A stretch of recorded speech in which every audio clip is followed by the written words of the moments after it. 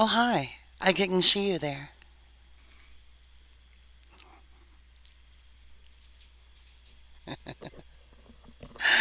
Hello.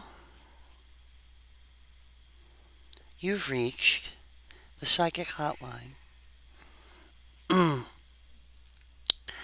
No. Hi. This is the second part of the social epistemology video where we will be dealing with testimony. Um, the next video will be over standpoint epistemology, and then Harry Frankfurt's on bullshit, and then echo chambers and epistemic bubbles, and then we're done. Right? If you've made it this far, you're almost finished. Right? How cuckoo. Banana pants. Well done. Congratulate yourself. Take a moment to do a victory dance. I'll still be here when you get back. Anyway, um, so in the social epistemology video, we talked about how social epistemology, I'm going to keep saying that phrase until you hate it, um, could be aesthetic experience. That's a joke between me and Morgan. Don't worry about it. Um, in social epistemology, the basic premise is that justification is operationalized through social relationships, and there's various ways of, various permutations of that basic claim that it goes through. Um, that there are socially constructed facts that are literally only accessible through the social sphere, and they constitute an important realm of facts that we care about and want to know about. So we need to do social epistemology to understand those and how we gain knowledge of them. Um,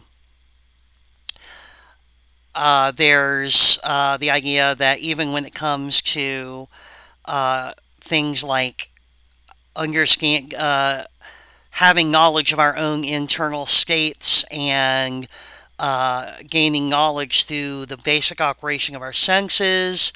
Uh, those even that is socially conditioned, and therefore we need to do social epistemology to understand, to unpack how our social relationships affect our ability to gain knowledge in those areas. And then the claim that we gain a massive amount of our knowledge through testimony. Maybe most of our knowledge. Certainly some of the most important and interesting bits of knowledge we gain through testimony, which is fundamentally, in other words, we gain most of our knowledge through social mechanisms, through our social relationships with others. There's other claims that social epistemology makes, other things to explore. Those are three big areas. There's also peer disagreement, agnotology, which is the study of ignorance and how it is structured. There's epistemic injustice, which is how people's positions in society affects their ability to, or affects how they are portrayed as knowers or their ability to gain certain knowledge, or have knowledge attributed to them. There's lots of stuff that we could talk about.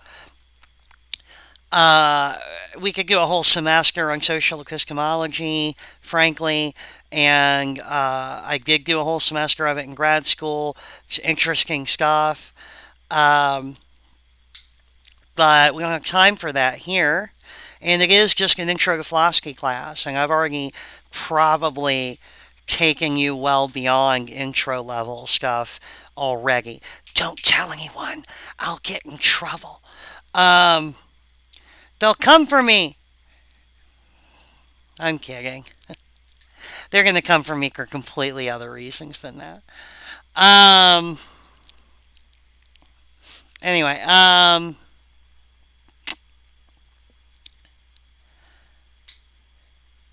right. Sorry, lost my train of thought.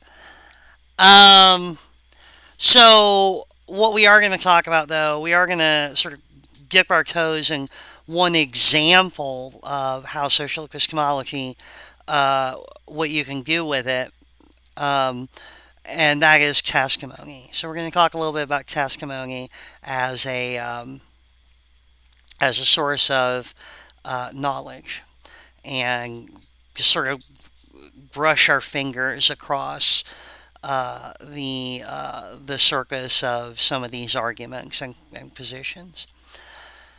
Okay, so let's accept, for the sake of this discussion, let's accept the social epistemology position that testimony is an important source of knowledge.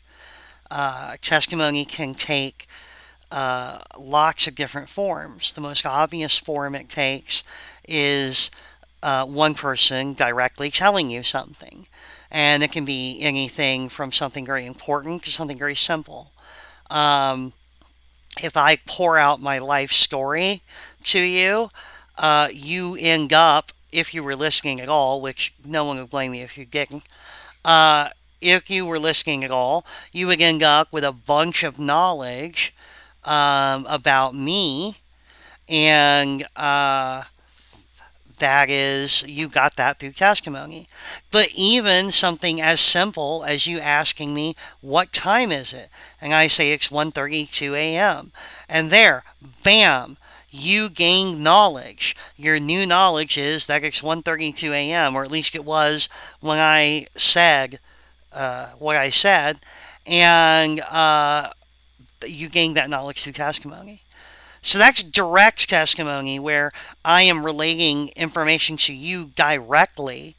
And again, it can be complex information, lots of, a whole lot of stuff. It can be a simple, short little proposition like it is 1:32 a.m. Very easy stuff. Indirect testimony. We get information through indirect testimony constantly.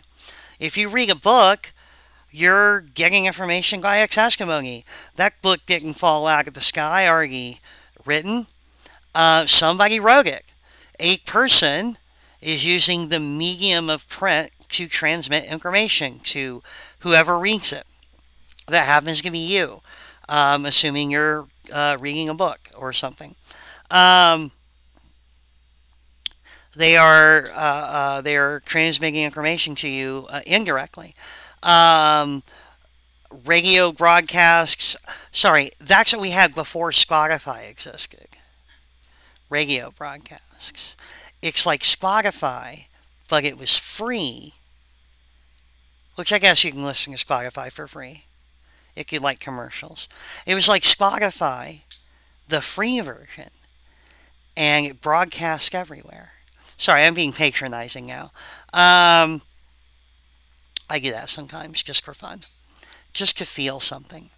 Um, you can get information through television, even like simple examples that you might not think about every day. Um, a road sign that tells you what the speed limit is. That's testimony. It is. Somebody created that sign to inform you of what the speed limit is. And when you read that sign, you are getting information via testimony. Um, so it seems like we really do get a lot of information via testimony.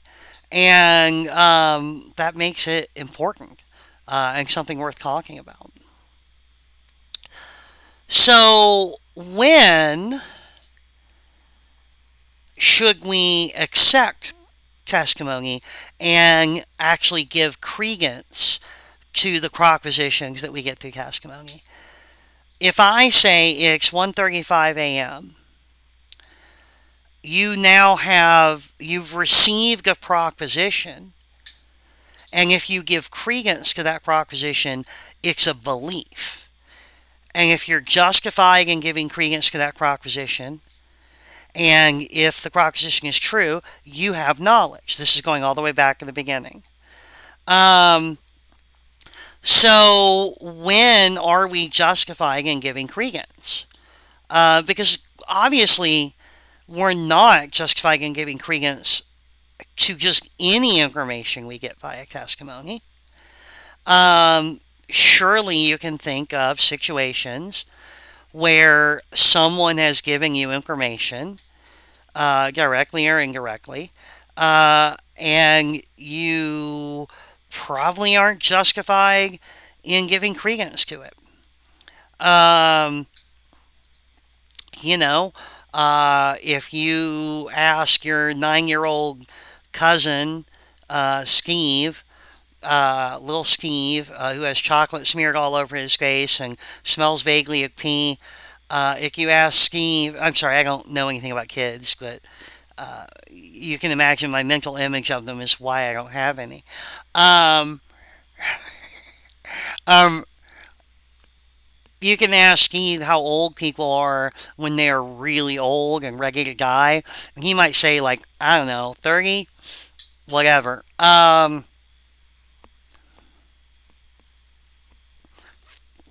That is, you should probably not give credence to that. Because what the hell does Steve know? Right? Screw that kid. Um, he doesn't know what he's talking about. Um,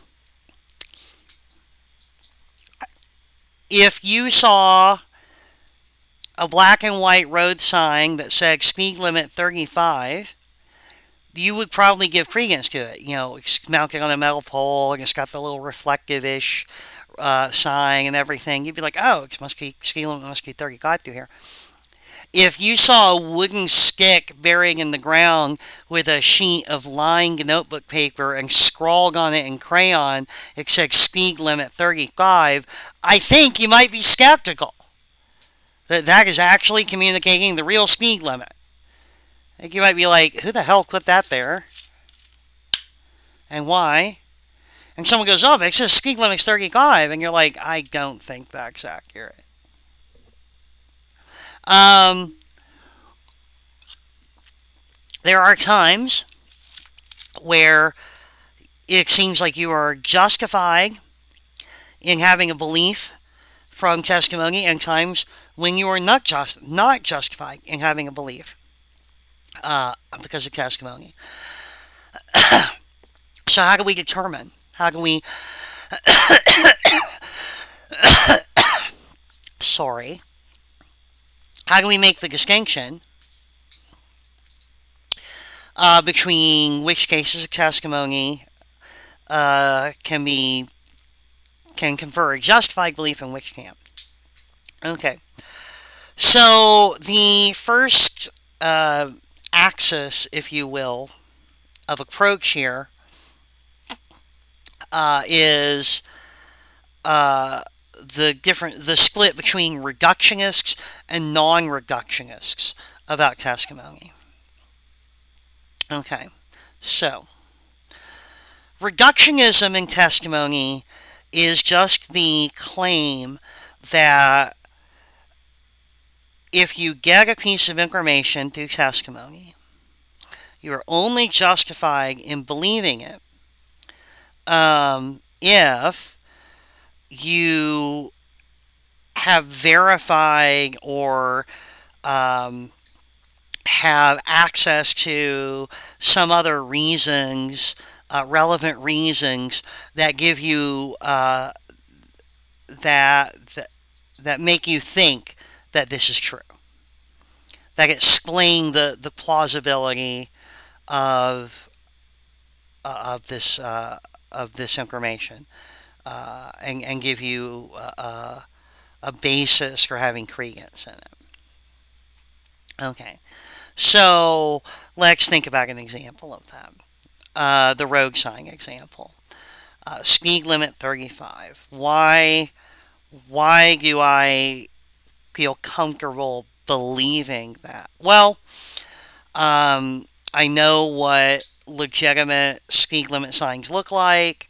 Um, that one looks like other legitimate speed limit signs. It says the speed limit is 35. That's a number that coheres with what I know about how speed limits work and the type of neighborhood I'm in and things. Like if I was in a residential neighborhood and I saw speed limit 35, that seems plausible. If I was in a residential neighborhood and I saw speed limit 90, that doesn't seem plausible. That doesn't cohere very well. Um,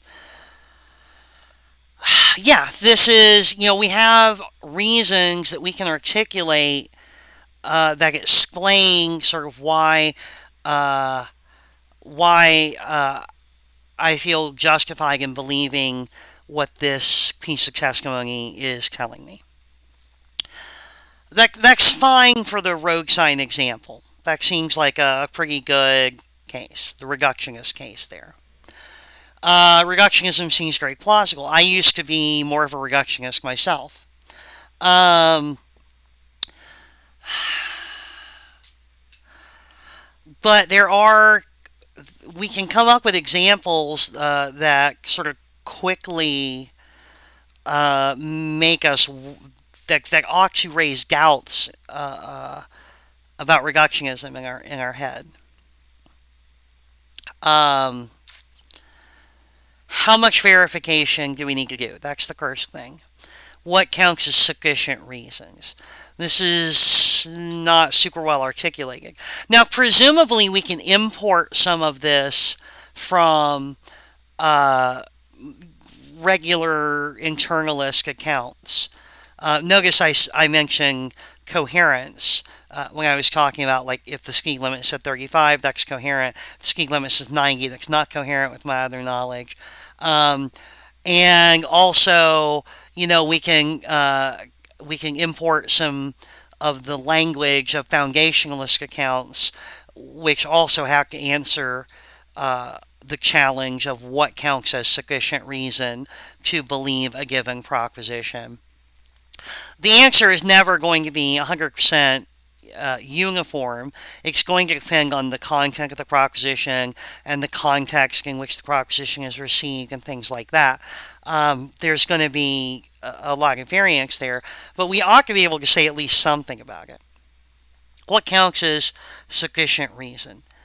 And so that's the first thing.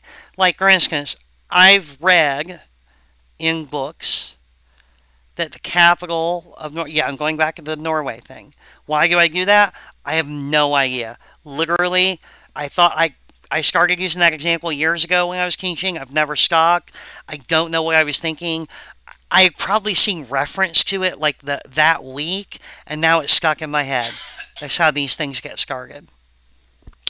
Um, I read that the capital of Norway is Oslo, and I believe it.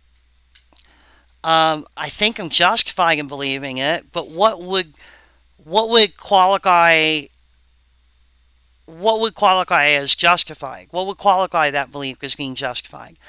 Is it just that I read it in a book that's reliable? How do I know the book is reliable? Well, it's an academic book, and most academic books are reliable. Are they? Have you checked? Or did you read that somewhere? Oh, shit. All right. Um, all right, so now I have to check to see. I have to do like a random sample of academic books, like a controlled study sample, and do like statistics and some shit, and figure out what the margin of error on information presented in academic books is. This is starting to sound really complicated, and it's starting to sound like also like not to put too fine a point on it. A lot of the reasons I have for thinking that a certain belief gained through testimony is justified are themselves reasons, beliefs I gained through testimony. Um, God. This is starting to sound a lot like the regress problem. And we're so tired of that problem.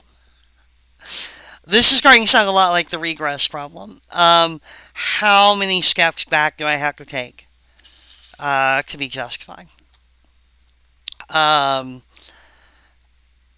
am I in danger of running into circularity if some of the things, some of the beliefs that make me feel justified in believing this bit of testimony, am I running into the threat of circularity if some of those beliefs, the justifying beliefs, were gained through testimony?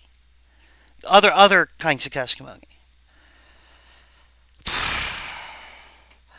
That looks like the effort is multiplying.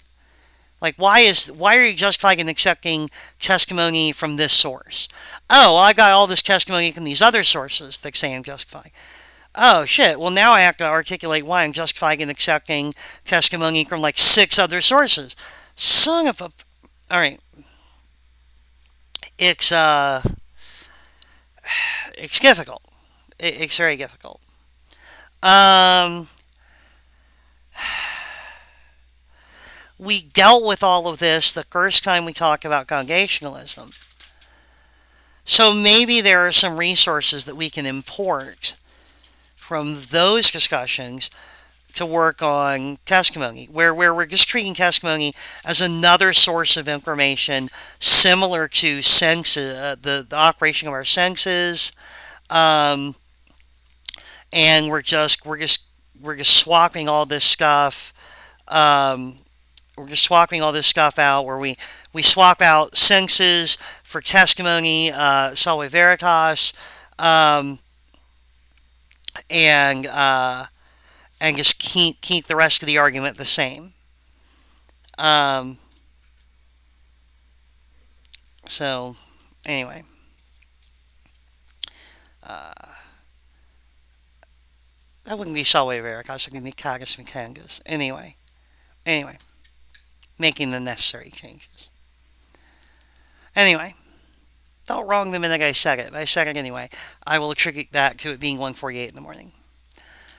Anyway, so maybe we can. What can we take from the other ones? Well, one thing that helped us get out of the regress problem in congregationalism was coherence theory. So maybe we can apply that to testimony. Um, and we can say that the beliefs we gain through testimony are no different in that respect from beliefs we gain through other sources, that they all must cohere in order to be considered justified. All right, that's promising. That's a promising way of looking at it. That we must be able to fit them into our belief structure and make them work. Okay. Um,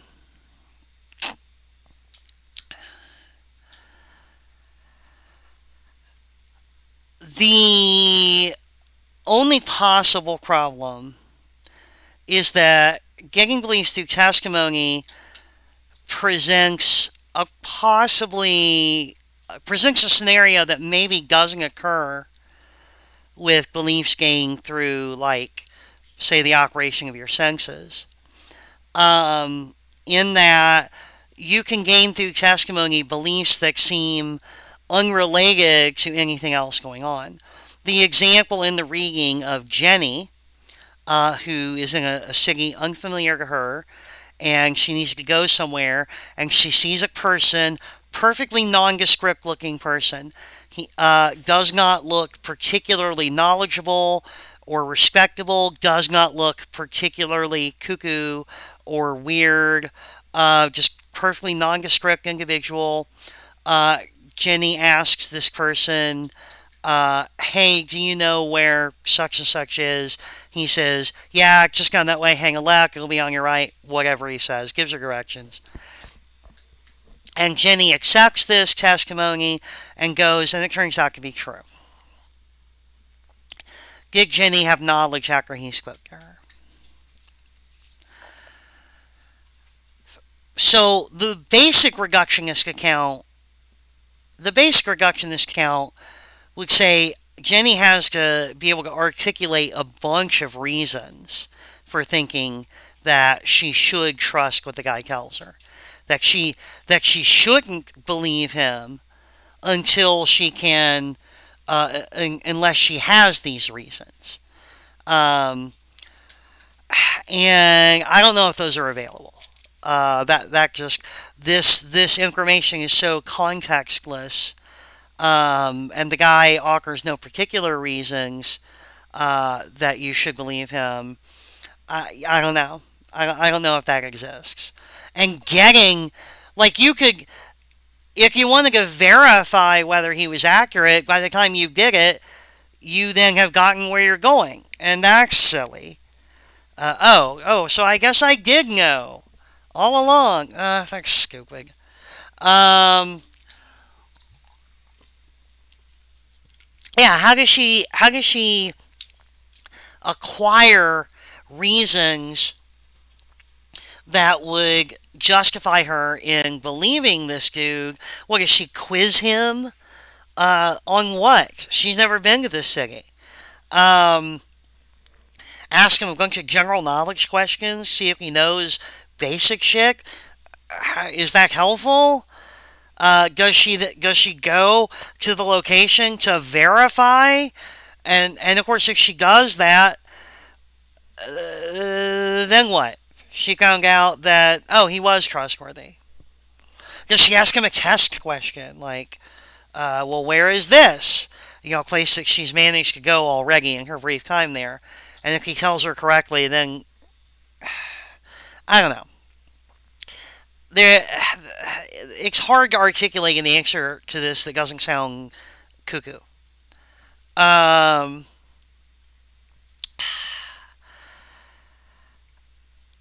how do I know that Oslo is the capital of Norway? It's hard to articulate an answer to that that doesn't get super long and involved.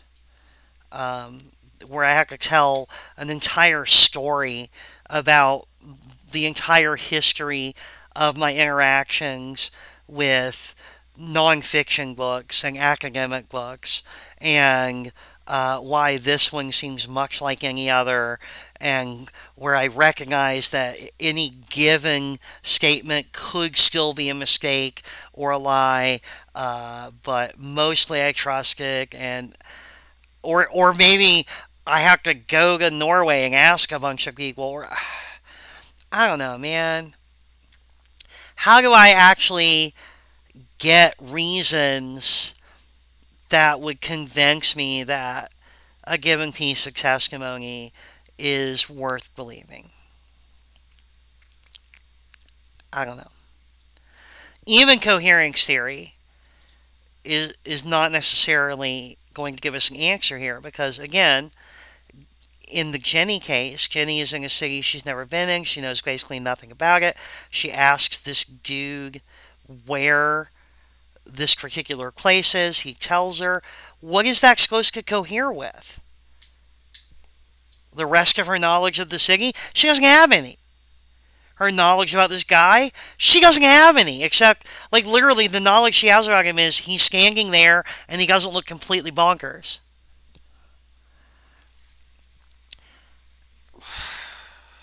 I don't know, man. Um, it seems like there are cases of testimony, and once you start thinking of them, you can keep thinking of them, right? That there are lots of cases of testimony where, like, thinking that you need reasons to believe the testimony,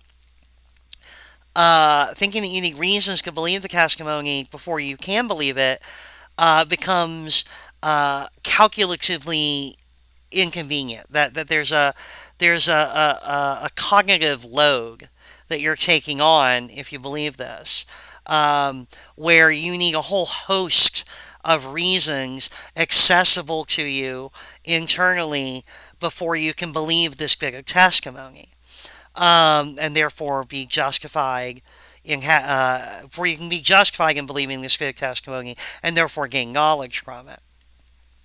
Um, and it seems like occasionally we interact with testimony that way, like occasionally. Like maybe if someone is giving legal testimony and they claim something happened, we then go through a process of checking it against other evidence, of investigating their background, questioning their character, their expertise, asking, oh, well, could they really have seen this occurring from where they say they were standing? Blah, blah, blah, blah. It seems like sometimes we do interact with testimony that way, but that seems to be um, a minority experience, that most testimony we don't interact with that way. Um, the other day, and for those of you in semesters long after I've recorded this, uh, it's kind of funny because I'm referring to something that happened just a few weeks ago, um, in like early November of 2024. But when I went to campus to teach my on campus classes, there was a tornado warning downtown. And the sirens that tell you it's noon on Wednesday were going off. Um, and um,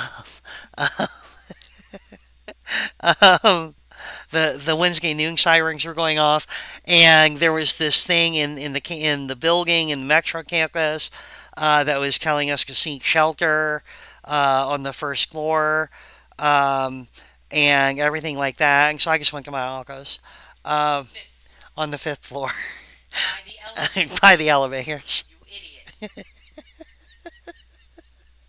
I don't know if you heard that, but Morgan just called me an idiot. Um, Rightfully so. Um, anyway, I don't know what to tell you. Uh, in my defense, I didn't want to go to the first floor. Um, I've been given a death glare.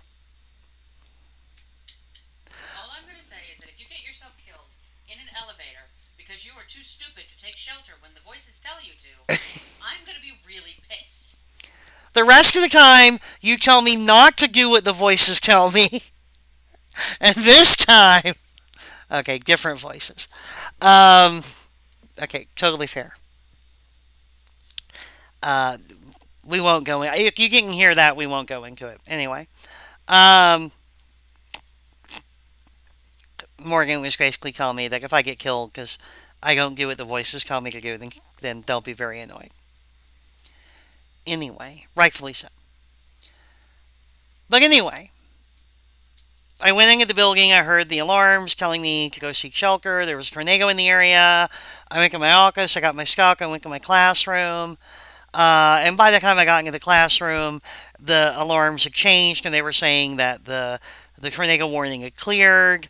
There was no danger. You can go back to what you were doing. And it kept doing that for about 10 minutes before it finally shut up. Here's the thing. I had no other information. I do know that sometimes tornadoes happen in this part of the world. And I do know that, or at least I think I have good reason to believe that TCC probably wouldn't lie to me about that. But I also know that I've been through a number of fire drills here, uh, where alarms went off and said there was a fire and sent us outside, and there wasn't a fire. Um, or it may be not a drill where the fire alarms have been tripped accidentally, not by a fire, uh, but it wasn't a drill. I don't know. It seems like I would have. It would have been perfectly coherent, and certainly, like I said, I didn't see anything that indicated to me there was a tornado. It seems like it would have been perfectly justifiable to form a belief that there wasn't a tornado. Um, I don't know. Look, all I'm saying is this. Look, you should probably follow on a practical level. You should listen to the tornado warning things and seek shelter and everything like that. But that's not belief. That's just practical. That's just a practical thing where the risks of being wrong are too high, so you're going to go ahead and do it anyway, because why not? But we're talking epistemology here. And from an epistemic standpoint, uh, you know, on a foundationalist or even a coherence theory approach, it's hard to make sense of why I would be justified in believing what the alarms were telling me. And that's maybe troubling, because it feels like I should believe the alarms. Like, certainly on a practical level, I should act as if I believe them anyway, but I should probably just believe them, right? I should probably accept their testimony and form a belief based on that. It seems reasonable, but the foundationalist and the coherence theory accounts that a reductionist might use uh, have trouble explaining that. We often interact with testimony in a way that reductionists have trouble explaining. Um, every piece of testimony, if you are a reductionist and not a coherence theory, a foundationalist reductionist, every piece of testimony should require extensive recitation of reasons that explain why you are justified in forming a belief based on the testimony. Um, and if you are a coherence theorist, sometimes the testimony just won't cohere with anything else. Either way, it's trouble.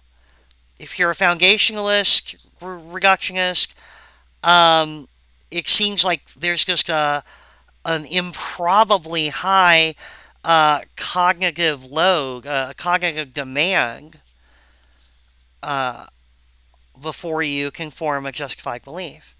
And if you're a coherence theorist, as a reductionist, um, it seems like a lot of the times, in a lot of cases, you're going to get uh, testimony that urges you to take on a belief that is just kind of an orphaned belief that just doesn't fit with anything else yet. At the very least, it seems like in a lot of cases,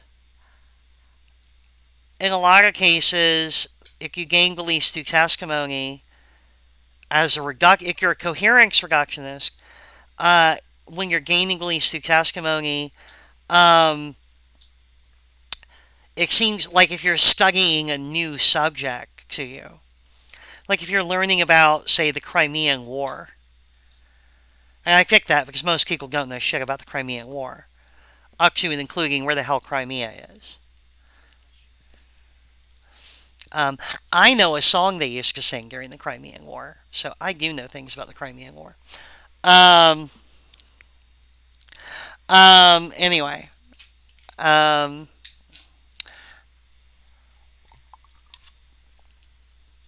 but I'm that kind of nerd.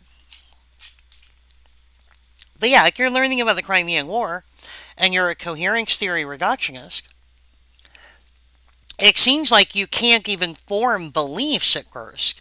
You just have to take on board a bunch of propositions and hold them in your head, and as they start to all fit together,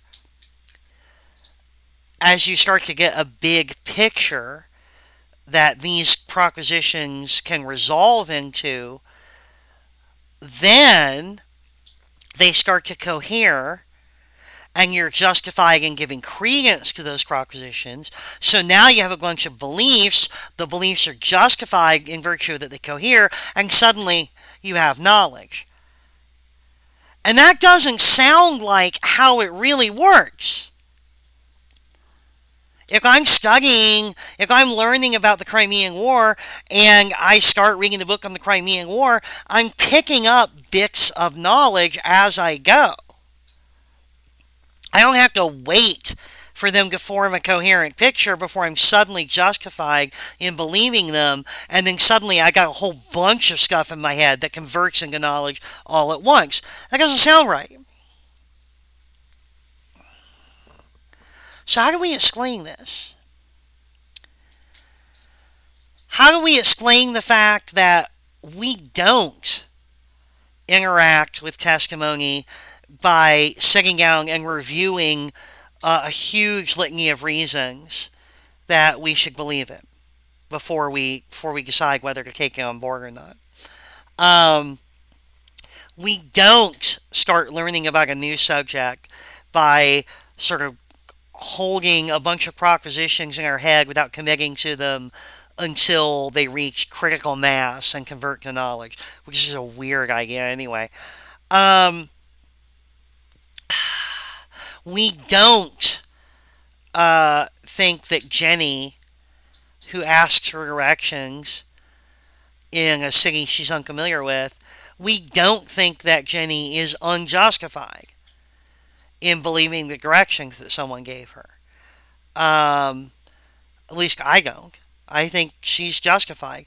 I mean, she could be wrong. Sometimes people will give you bad directions. But, you know, generally speaking, I think she's fine. 99 times out of 100, if so, in that situation, you'd be fine. Um, I think, and neither coherence theory nor the foundational, the coherence reductionists nor the foundationalist reductionists can really explain those situations. So what's the option? Well, I hinted at it earlier. The other approach you can take is non-reductionism, which is something I used to be very skeptical about. Linda Zagzebski, we read some of her stuff in this class. She used to teach down at OU. She's retired now. I took a couple of her classes. Linda Zagzebski is a non-reductionist about testimony, and me and a colleague of mine named Sham were hardcore reductionists in that class, and we used to get into like very heated arguments with Linda about this subject. Just pounding our fists on the table. That's not how it works. Philosophers can get very enthusiastic about things. When the stakes are low, emotions run high. Um, the stakes are high. This is important. Anyway, no, I'm never going to convince you of that. So,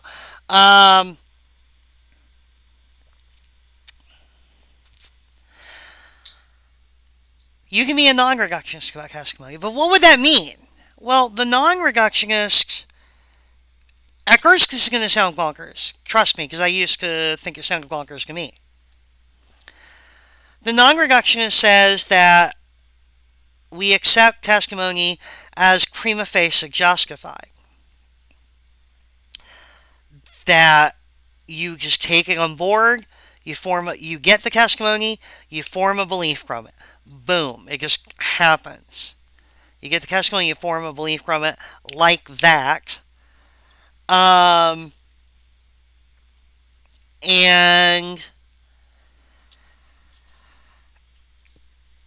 you're justified. You don't have to think about, well, what are the reasons I have to trust this person? Does this really fit with everything else I'm aware of? No. You say, hey, do you know how to get to the Chili's? And the guy says, go up 2 blocks, hang a left, it's on your right. You'll see the sign. And you form a belief that the Chili's is up 2 blocks, up 2 blocks, hang a left, and you'll see the sign on your right. Pow! You have a justified belief. You now know where the Chili's is, damn it. You still shouldn't go to Chili's.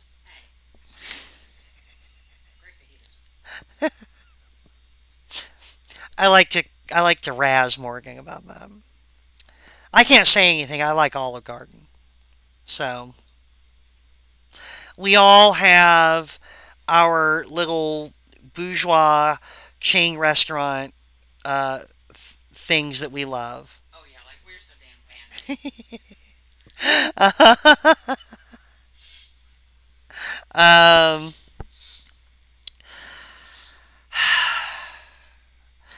I got out of the suburbs, but you can't take the suburbs out of me. Anyway,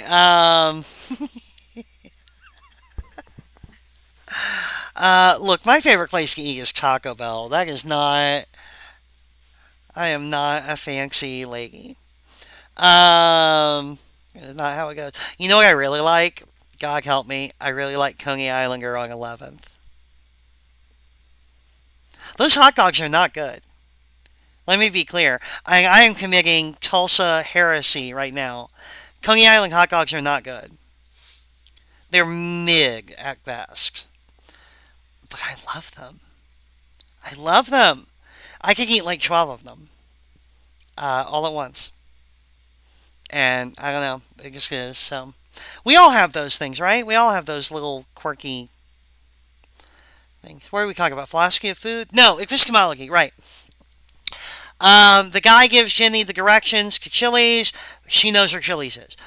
Pow! Justified. Why is she justified? The reductionist would be just like, why? Why is she justified? And trying to like figure out the reasons that she's justified. And the non-reductionist says, there's your problem.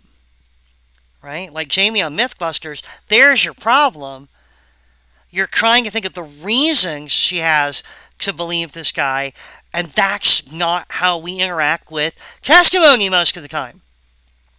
Except in edge cases where the stakes are very high or the source is very questionable, we don't interact with testimony in that way. We treat it as prima facie justified. I'm driving down the street, I see a sign that says the speed limit is 35. I assume the speed limit is 35. Boom! I now know the speed limit is 35. Pow! Justified. I pull a book off the shelf in the library to look up the capital of Norway. I flip to the chapter on Norway and it says capital Oslo. Pow! I now have a justified belief. I know that the capital of Norway is Oslo. Boom! The sirens in Metro building go off telling me there's a tornado. And I go, ooh, there's a tornado. Boom! Knowledge. Justified. I didn't sit down and go through the cognitively demanding process of reviewing my reasons for why I'm justified in believing this. I didn't try to fit it into an overall coherent network of beliefs. I just am. I'm just justified.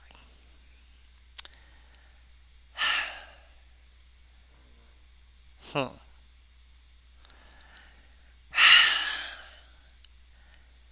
Should we believe this? Should we be non-reductionists about testimony? The people in favor of it say that, look, it's not that cuckoo. And it doesn't doom us to, well, okay, let me take the con case first. This'll be clearer if I get that. The people who say that we should not be non-reductionists about testimony say, but aren't there cases where you clearly shouldn't accept the testimony? Like I said, I'm driving down the road, I see a stick poking out of the ground with a piece of lined notebook paper and in scrawled crayon it says speed limit 35. I definitely don't accept that testimony. Definitely not. I'm walking down the street. I need to know how to get to the Chili's. I turn to a guy who has who's holding up a big sign that says, "Please give me $20 so I can pay the bus fare to go to the big meeting where the UFOs will deliver us to Elvis." Um, I'm probably like if I ask him where the Chili's is, and he says, you know, "Hail, fellow citizen of the galaxy. The Chili's is in your heart, and it always was." I definitely shouldn't accept that testimony. That guy is banana pants. He is not trustworthy. It seems like there are obviously times where we should not accept testimony. When I ask my little 9-year-old cousin Steve, right? When are they old enough to die? And he says 30. I shouldn't accept that testimony. Steve doesn't know what he's talking about. And frankly, he smells like pee. Um, and then the people who are against non-reductionism say that is a straightforward, you are straightforwardly wrong about being a non-reductionist, because there are plenty of times where we review the reasons that we have to believe testimony or not, and it comes out not. So we're all reductionists, whether we like it or not. In rebuttal to that, the non-reductionist can say, not exactly. You're not giving a correct accounting of what's happening. We've already talked about how reductionism reductionism asks a lot of us cognitively, and the reductionists haven't given an answer to that. They haven't sort of explained why this is plausible when it seems so very implausible.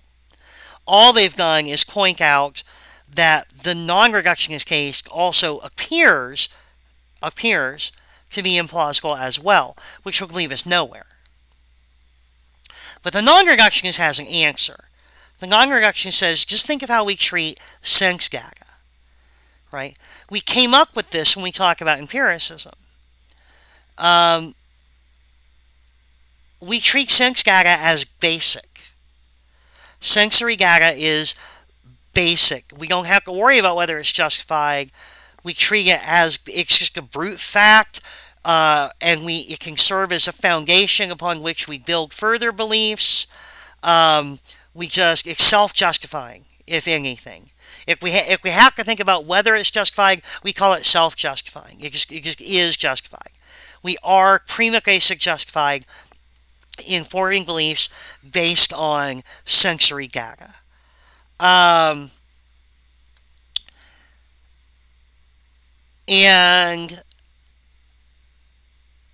the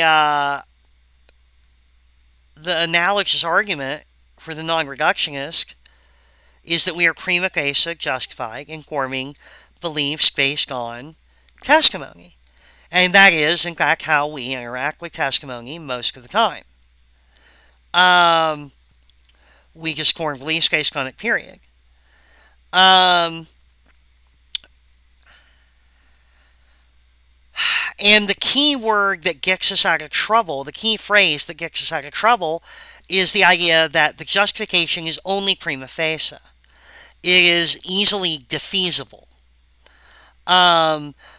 I think I am justified in forming beliefs on my raw sense data without having to constantly be thinking, okay, well, I think I see a clock, but let's review. Why do I think my eyes are working correctly right now? Like, I don't do that. I just look over. I see what looks like a clock. I believe there's a clock. Pow. Prima facie justification. But it is easily refutable. The prima facie justification can be easily refuted by common circumstances. I look over, I think I see a clock, and then Morgan says, by the way, I've replaced many objects around the house with cardboard cutouts that look exactly like them. And suddenly I go, oh, okay, well, maybe that's not a clock. Right.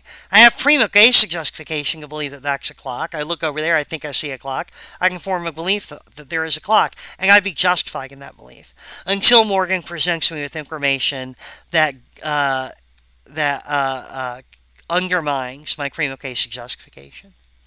If I am whacked out on hallucinogens or painkillers or something, I might no longer trust my senses. If I know that, right? If I'm like, oh, I think I see such and such. Wait a minute. I took a really strong muscle relaxer because my back was hurting. I'm no longer sure that I see what I think I see. Okay.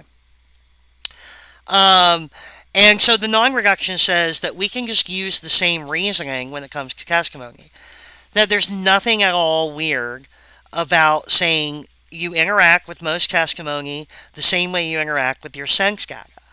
That you form beliefs you form beliefs based on testimony without an extensive review of why you think you should believe it. It's self-justifying, but that it doesn't take very much to nudge you off of that. That it is easily defeasible knowledge. Um, okay, all right, maybe that's true. So that what's happening is basically the non-reductionist is basically saying that the order of events is reversed from what the reductionist thinks it is.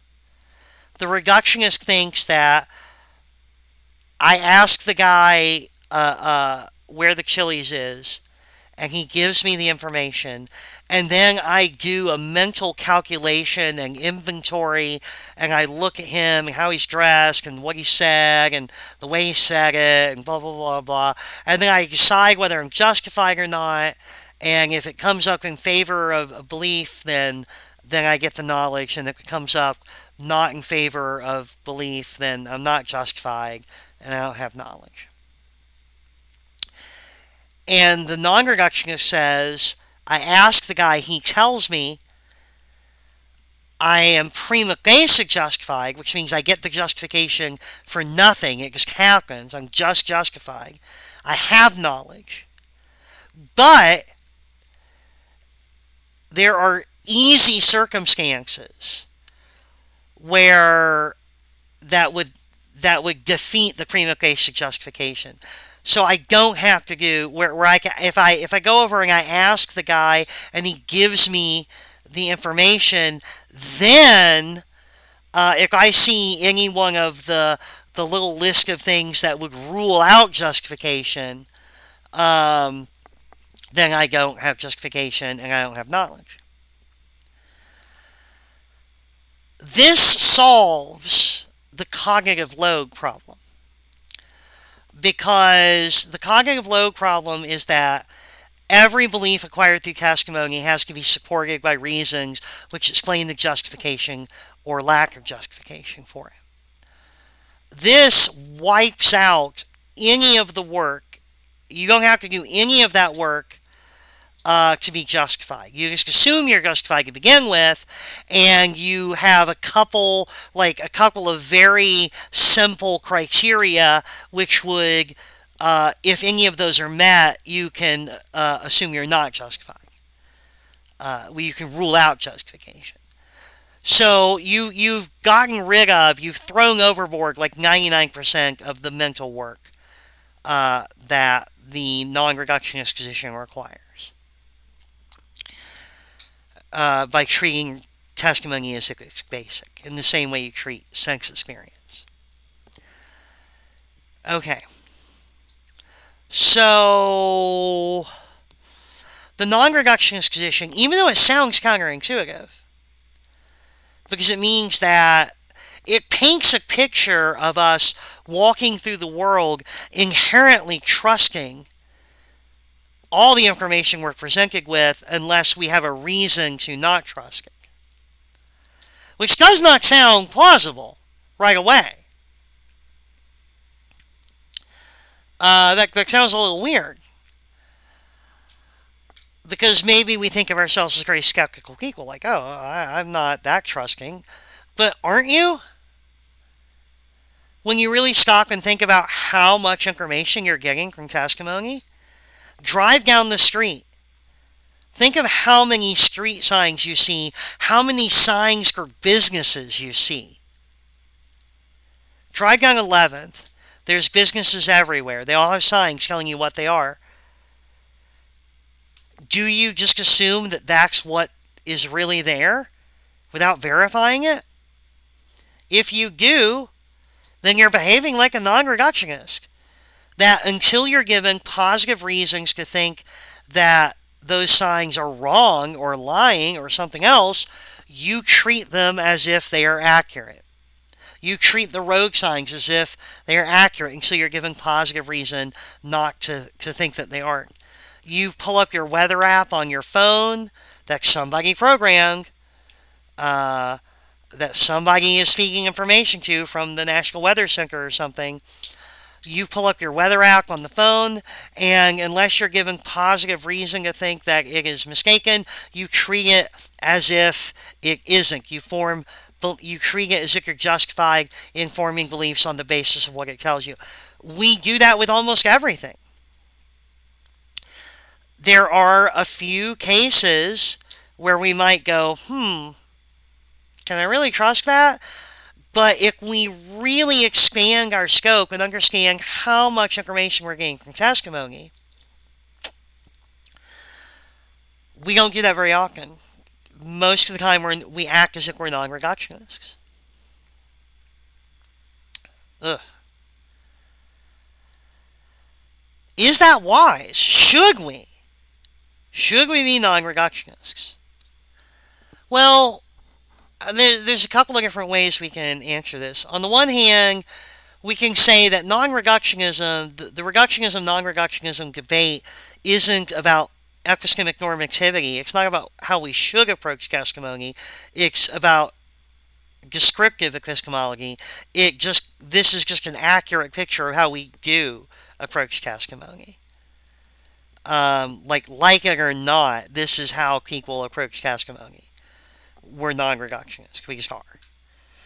And that's not normative. It's not meant to lay down criteria for how you should act regarding testimony. It's just meant to tell you how you do act regarding testimony. Okay. So that's one possible answer we can give there.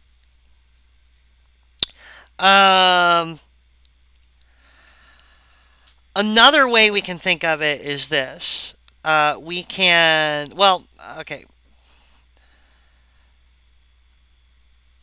This is going to sound weird, but in doing this, if I treat my senses as basic, that is to say, I'm prima facie justified in forming beliefs on the basis of my senses, and I treat testimony as basic, I act as though I am prima facie justified in forming beliefs on the basis of testimony. Then, in a way, I am treating other people as extensions of my own elementary information gathering capacities. I am treating other people as in the same way I treat my senses. I'm treating them as an extension of myself, in other words, almost.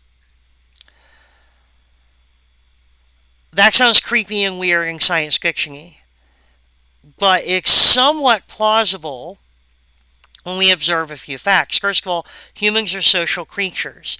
Just from a biological standpoint, this makes a certain amount of sense in the way that our psychology operates. We do, psychologically, we have a lot of sort of psychological processes like the confirmation effect and things like that that indicate that we really do sort of constantly monitor what other people around us are doing and how they seem to be acting, and we use that as a check on how we act and what we do and what we think. We start to freak out a little bit if it seems like we're the only ones experiencing something out of a group of people. We start to feel weird. We start to feel alienated. We feel an urge to bring our perceptions in line with everybody else's. And this basic fact of human psychology, which is pretty well established, it seems to line up with this non-reductionist view of testimony. This idea that we are connected to each other, or that we reach out to each other to make these kinds of connections constantly. It fits with the larger claims of social epistemology that knowledge is fundamentally intersubjective. Um, so that's good. We're talking about if we are drilling down into if we're drilling down into the specific areas of social epistemology, and it started to look like the positions there contradicted some of the larger claims of social epistemology, that would be weird. But the non-reductionist position is pretty congruent with the larger claims of social epistemology, and so that gives us like that gives us more reason to think it might be true. Um, might be the best position to take.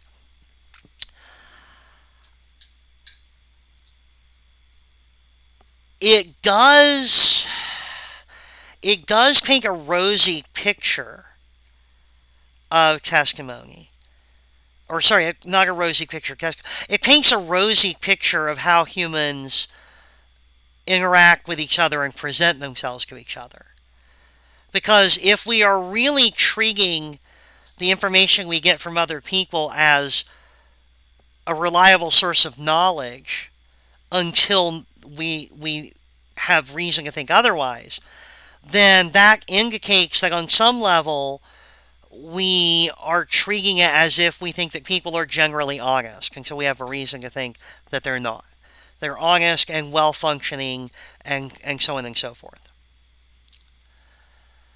And that's again, that sounds implausible. I know people tend to be cynical nowadays.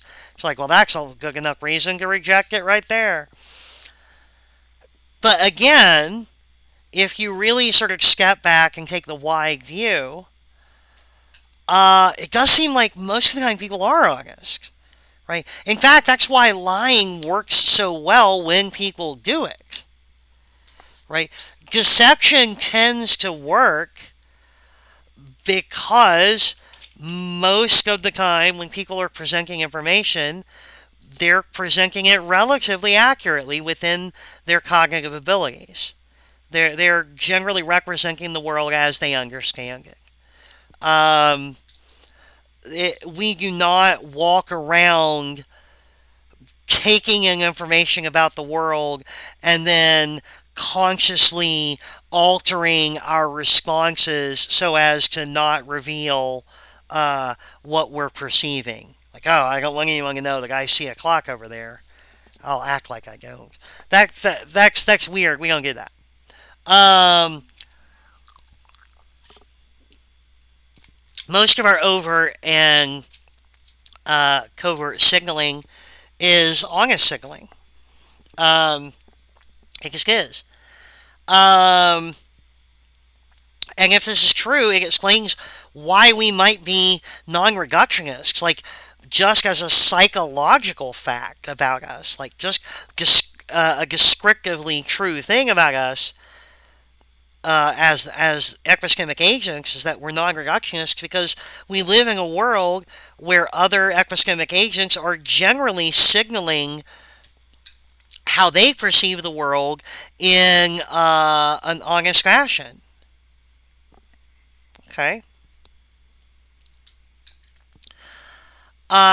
Linda Zagzebski phrases this as uh, we are basically applying the same trust that we have in ourselves to other people. And I don't like that phrasing because it obscures something important, but I see where she's going with it nowadays, which I'm getting used to. So let me rephrase it in a way that I like, because clearly I'm a genius. No, I'm kidding. I am, but that's not material to this. Um, you can tell I'm a genius because I'm so successful. Um, anyway. Sorry, I depressed myself. Um, Let me phrase it this way. I said before that we have to, one approach to the skepticism problem is that we have to kind of spot ourselves. We have to use the idea that we are interacting with reality as a working premise. That we don't really have any choice. We wouldn't be able to function in. We wouldn't be able to function at all. I'm just gonna. I'm not gonna qualify that.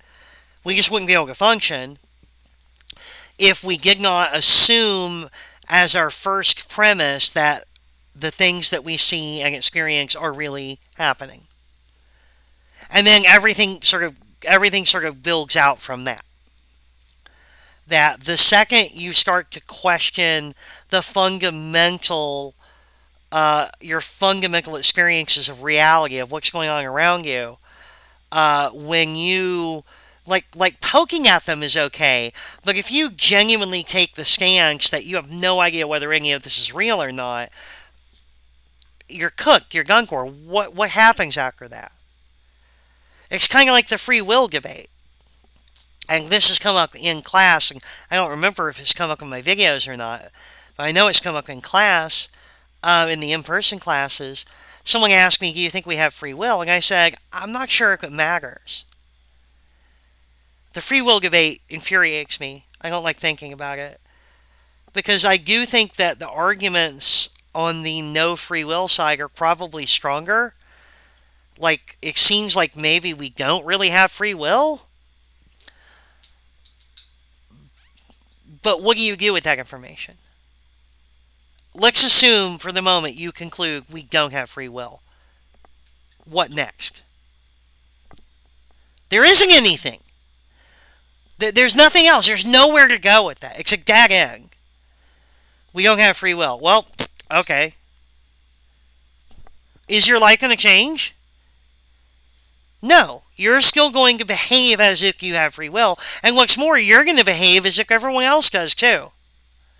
If someone comes up and beats you up and steals your shit, you are not going to say, well, they couldn't help it. They don't have free will. And I don't have free will, so I'm not mad. Right? I mean, it's not, that is never going to happen. You literally have no choice. If you are going to live at all, you literally have no choice but to live as if you and everyone else has free will. Similarly, we cannot, it's just not possible to be a global skeptic. None of this is real. Yeah, no. Where do you go with that? Well, none of this is real, and we can't really know anything. Okay, congratulations. Now what? If you're going to live at all, if you have any kind of life, if you do anything, the only way you can do it is by proceeding on the presumption that this is real and you can know stuff. You don't have any choice. And what I think Lenga was trying to get at with the we extend to others the trust we extend to ourselves. And that's why we are, not we should be, but we are non-reductionists to a testimony. I think what she was getting at is that being a non-reductionist about testimony, we get so much information from testimony because we are fundamentally social creatures.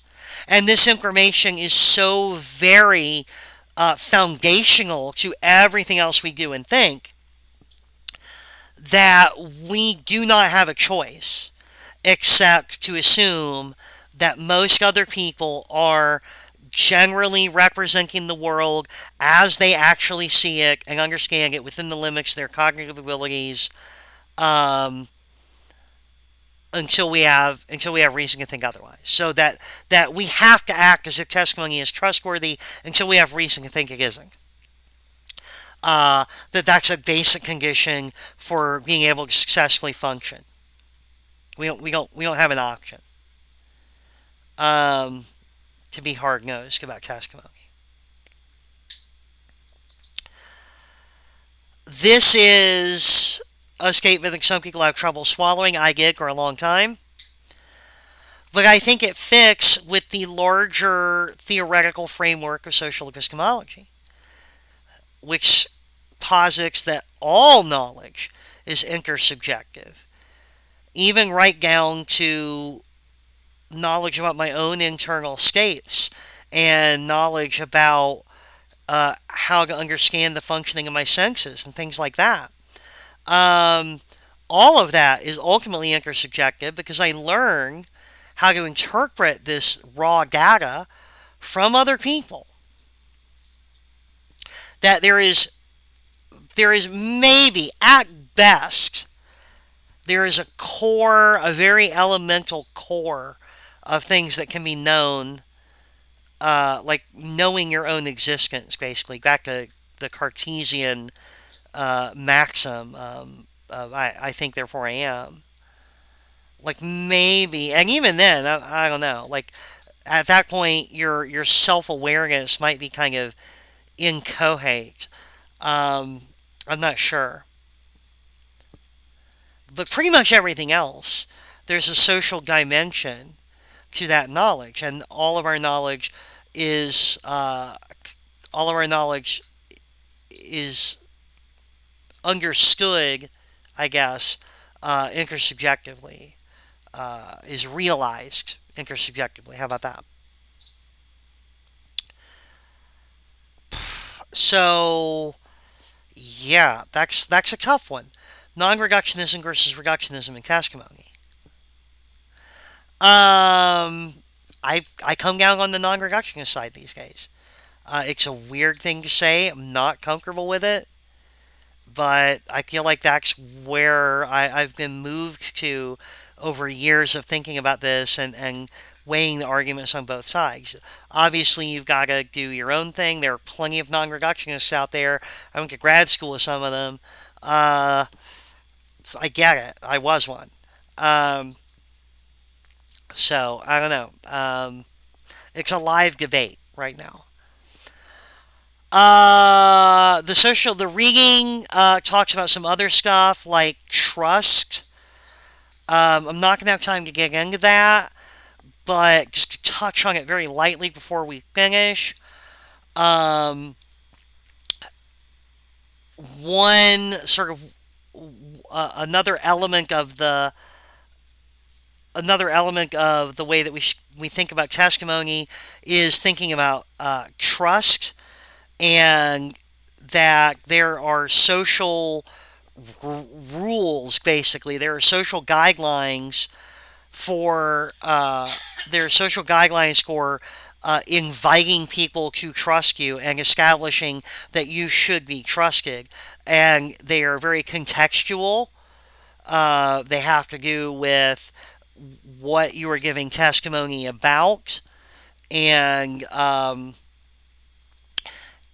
basically that can affect whether someone else is justified in forming a belief.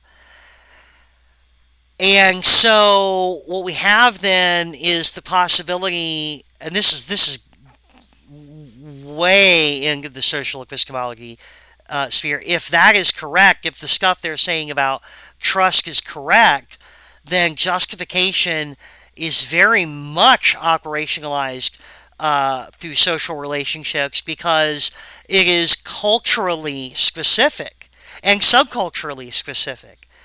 Because if I am only justified in forming a belief on the basis of testimony, if the person giving testimony has given the correct signals that that that mean I should trust them, or if you're a non-reductionist, has avoided giving the signals that would undermine trust. Um, those signals are not universal. They're not brute facts about the universe. Those signals are culturally coded. Um, and like, for instance, in some cultures, those signals are going to be things like being a dude. Um,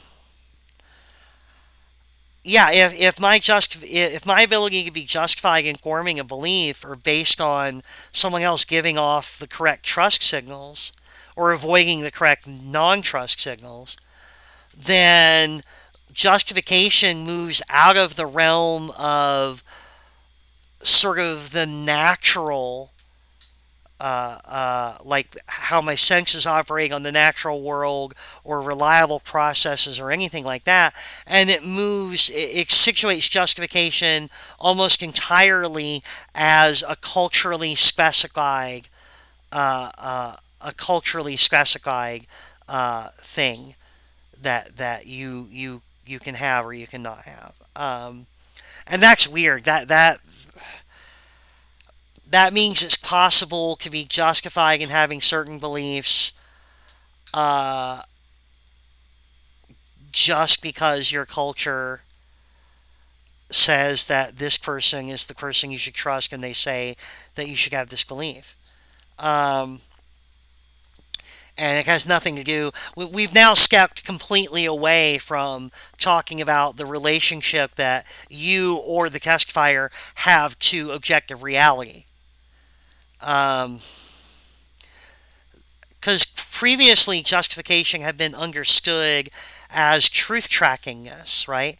That we want, like, when am I justified? I'm justified when when when my belief is probably true or more likely to be true, or there's a reason to think my belief is true, or something like that. That's traditionally how we've been characterizing it. But if we get into this stuff about testimony and trust, it starts to look like, when am I justified? I'm justified when me and the person giving me testimony have both satisfied certain cultural requirements about the transmission and reception of testimony, and notice that nothing in there references truth. Shit. That's not great. And there's a lot to say on that. But we don't really have time to get into that here. Like I said, I just wanted to sort of touch lightly on it and then move on. If you ever do social epistemology in the future, that's something that you could read up on or get into. But it is worrying. It means that the social epistemologists are challenging extremely long-standing paradigms of epistemology and starting to throw into question whether objective knowledge is possible at all. So you can see social epistemology is very much sort of arm in arm with post-structuralism or sorry, not post-structuralism. Yeah, post-structuralism, postmodernism, postmodernism. Um, it's late. I don't know what to tell you. Postmodernism and a this. We're circling back towards a kind of skepticism here. I don't think that's where it goes, because you know how I feel about skepticism. I don't think that's where we are destined to go, but the social epistemologist, if we're taking some of this stuff seriously, the social epistemologist has some hard questions to answer for why we shouldn't be sliding into skepticism. I think there's an answer available, but I'm going to hide it from you to feel, so I can feel again. Okay, bye.